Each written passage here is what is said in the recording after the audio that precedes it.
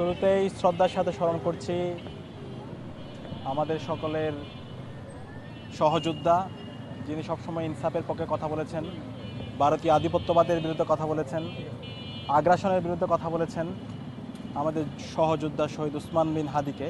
আল্লাহ পাক সুবহানাহু ওয়া তাআলা শহীদ উসমান হাদিকে জান্নাতুল ফেরদৌসের মেহমান হিসেবে কবুল করুক, আল্লাহুম্মা আমিন। গত 16 বছরে অথবা গত 54 বছরে বাংলাদেশে আমরা ভারতের একটা সাপ্লাইট কলোনির মতো ছিলাম। আমাদের এই দেশে যে আমরা সাংস্কৃতিক একটা আজাদির স্বপ্ন দেখেছিলাম, সেই সাংস্কৃতিক আজাদি আমাদের আসেনি। আমাদের এখানকার সাংস্কৃতিক আগ্রাসনের মাধ্যমে এখানকার মাটি ও মানুষের যে সংস্কৃতি, সেটাকে একদম সমূল উৎপাদন করার চেষ্টা করা হয়েছে। তো জুলাই বিপ্লবের মাধ্যমে আজকে আমাদের একটি ঐতিহাসিক সুযোগ এসেছে এবং এই জুলাই বিপ্লব পরবর্তী এই সাংস্কৃতিক ফেসিবাদের বিরুদ্ধে, কালচারাল ফেসিবাদের বিরুদ্ধে সবচেয়ে যে মানুষটি কথা বলেছেন, সবচেয়ে বেশি যে মানুষটি কথা বলেছেন, তিনি হচ্ছেন শহীদ উসমান বিন হাদি। এবং শহীদ উসমান হাদি শুধু কথা বলে তিনি ক্ষান্ত হননি, তিনি দেখিয়েছেন বিকল্প সংস্কৃতি প্রস্তাবনাটা কেমন হওয়া দরকার। তার বক্তৃতার মাধ্যমে, তার কাজের মাধ্যমে তিনি ইনকিলাব কালচারাল সেন্টার তৈরি করেছেন এবং সেই ইনকিলাব কালচারাল সেন্টারে তিনি জুলাইয়ের আকাঙ্ক্ষা, শহীদদের আকাঙ্ক্ষা, নতুন বাংলাদেশের প্রস্তাবনা এবং এই যে আধিপত্যবাদী শক্তি, তাদেরকে কীভাবে আমাদের মোকাবেলাবদ্ধ করা দরকার, আমাদের বয়ান কী হওয়া দরকার, আমাদের ন্যারেটিভগুলো কী হওয়া দরকার, ডিসকোর্সগুলো কেমন হওয়া দরকার, সেটা তার আলাপের মাধ্যমে, তার কাজের মাধ্যমে, তার লেখনীর মাধ্যমে তিনি আমাদের কাছে হাজির করেছেন।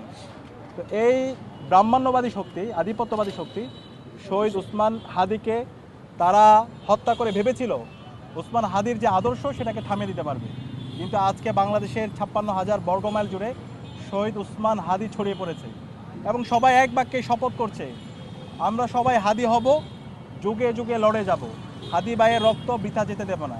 হাদির যে সংগ্রাম, সেই সংগ্রাম এই বাংলাদেশে বাস্তবায়ন না হওয়ার আগ পর্যন্ত আমরা থামবো না, আমরা আমাদের লড়াই সংগ্রাম জারি রাখবো।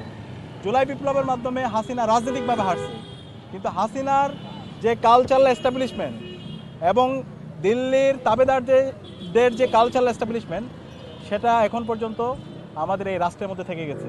তো এই কালচারাল এস্টাবলিশমেন্টকে যদি আমরা ভেঙে দিতে চাই এবং আমাদের এই দেশের মাটি মানুষের যেই কালচার, সেটাকে যদি আমরা প্রাসঙ্গিক করতে চাই, তাহলে আমাদের জুলাই বিপ্লব এবং শহীদ উসমান হাদির যে লড়াই, সে লড়াইকেই সারা দেশব্যাপী আমাদেরকে ছড়িয়ে দিতে হবে।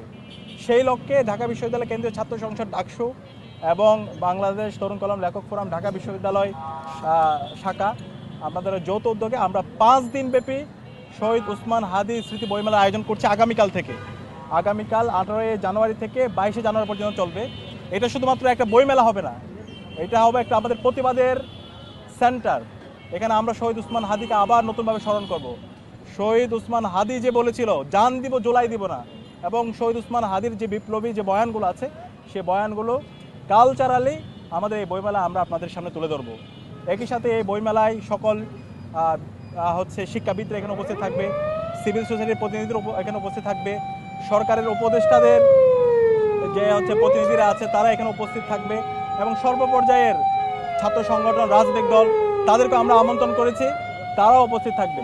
তো আমরা সবাই মিলে শহীদ উসমান হাদির যে লড়াই, সে লড়াই আমরা একসাথে ঐক্যবদ্ধভাবে চালিয়ে যাব এবং শহীদ উসমান হাদির হত্যার বিচার এই স্বাধীন বাংলাদেশে আমরা নিশ্চিত করবো ইনশাআল্লাহ। এবং সেই নিশ্চিত করার জন্য সবাইকে ঐক্যবদ্ধ করা এবং শহীদ উসমান হাদির যে মেসেজ, সেগুলো সবাইকে আবার ছড়িয়ে দেওয়ার জন্য আমাদের এই আয়োজন।